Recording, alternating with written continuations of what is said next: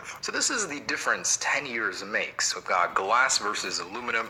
Overall design is the same on these. Most of the changes are going to be happening on the inside. Apple has just been killing it with the processors. The new iPhone is 150 times faster than the original. That is insane to think about that. In just 10 years, your phones have gone 150 times faster. And that's definitely not to say that other things haven't changed. For example, the displays have gotten much bigger, much sharper. The new True Tone display technology is pretty dang cool. Your phone doesn't look so icy blue anymore.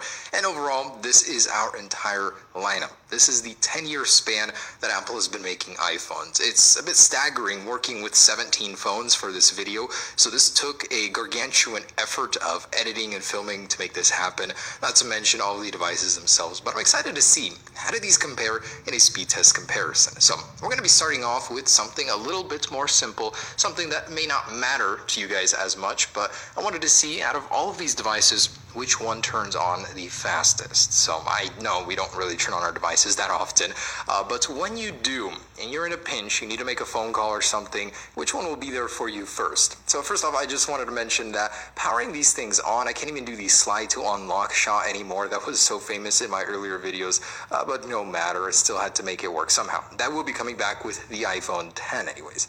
So I actually had to buy a 20 USB port adapter just to make this startup happen, but anyways, we're off here, and as close to synchronized as possible, we've got them entirely lined up here. This is based on release schedule, so from the oldest to the newest on the right. Notice the weird flashing iOS 11 does for some reason, but we've got a winner already, the iPhone 8 and 8 Plus series. They are incredibly fast, followed by the 6S Plus, 7, 6S, SE, and the iPhone 7 Plus. So I've got a little waiting period here until the next one. Which one will be the number 6? It's got to be one of the newer devices, right? Well, the oldest iPhone original model actually came in next, then the iPhone 6 series, then the iPhone 3GS, the iPhone 5C strangely, which beat out the iPhone 5, and then followed by the iPhone 4, iPhone 5, and the 5S soon after that. Very interesting.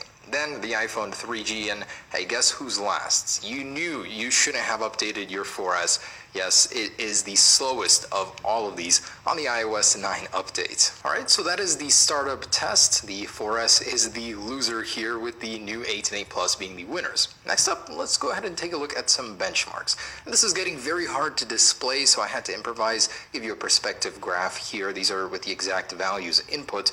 The iPhone 8 Plus doesn't make as big of a difference as you would think in the single core score versus the 7, but the multi-core is almost double. That's just crazy. Man, Apple has got this processor game locked down. Can't wait to see what's next. So this is the oldest versus the newest. What a world of difference, right? Next up are the Antutu benchmarks, which do take into account the GPU as well. We've got a very nice result here. Interestingly enough, the 6S and 7 were pretty much the same there. Now moving on to the HTML5 compatibility test for the Safari browser, just one I like to throw in here.